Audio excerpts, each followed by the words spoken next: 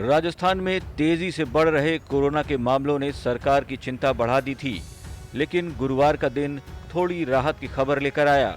गुरुवार दोपहर तक प्रदेश में कोरोना के सिर्फ 28 पॉजिटिव केस ही पाए गए। यह आंकड़ा बाकी दिनों के मुकाबले काफी कम है। फिलहाल देश भर में कोरोना के कुल मरीजों की संख्या 12,380 के पार पहुंच चुकी है।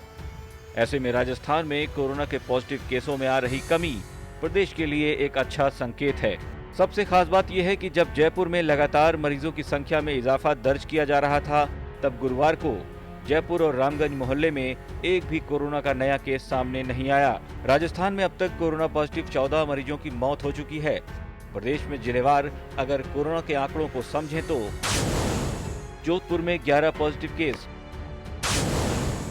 टोंक में भी 11 पॉजिटिव केस, झुंझुनू और कोटा में 2-2 केस, बीकानेर और अजमेर में भी एक मामला। इसके साथ ही प्रदेश में कोरोना पॉजिटिव मरीजों की संख्या बढ़कर 1100 के भी पार पहुंच चुकी है। कल देर शाम एसएमएस अस्पताल में एक कोरोना पॉजिटिव मरीज की मौत हुई थी।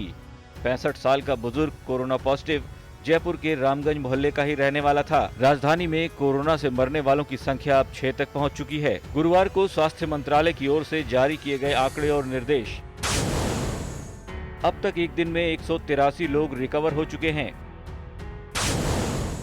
पिछले 24 घंटे में कोरोना से 37 लोगों की मौत हुई।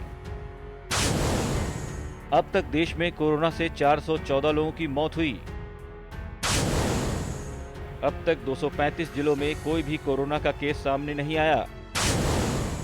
राज्यों को लॉकडाउन का पालन सख्ती से करवाने को कहा। लॉकडाउन का उल्लंघन होने पर होगी सख्त कार्रवाई। सार्वजनिक जगहों पर फेस मास्क पहनना अनिवार्य हुआ। सार्वजनिक स्थानों पर थूकने पर होगी कार्रवाई।